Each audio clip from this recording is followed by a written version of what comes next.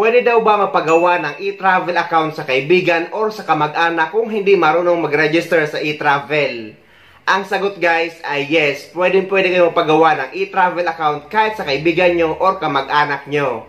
But take note guys na dapat email address nyo ang gagamitin sa pagre-register dahil yan na ang magiging permanent e-travel account email address na gagamitin nyo kapag uuwi kayo sa Pilipinas at babalik sa ibang bansa.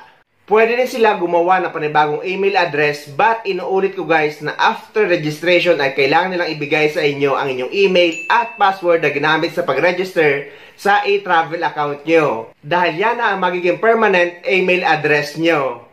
Tungkol naman sa take selfie ay wala naman din problema dahil pwede kayo mag-send ng photo sa kanila dahil pwede naman gamitin yung save photos sa cellphone nyo or sa gallery nyo.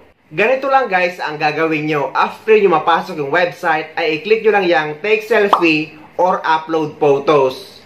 And after that, i-click nyo lang yung 3 linya sa taas at pipiliin nyo ngayon ang local files. Then choose local files at i-click nyo ulit yung files. At mamimili na kayo guys ng photo na nakasave sa gallery nyo.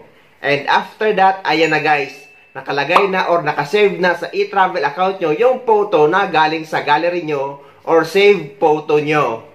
Paano daw ba mag-add ng family member kung magkakasama kayo ng mga pamilya nyo na magta-travel? Paano mag-register sa e-travel?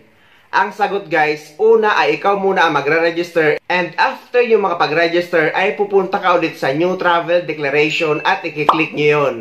And after that, lalabas ito. I-click mo na ngayong yan for family or for others. Tapos guys, ilalagay nyo na ang mga information nila ay tuloy-tuloy na yan.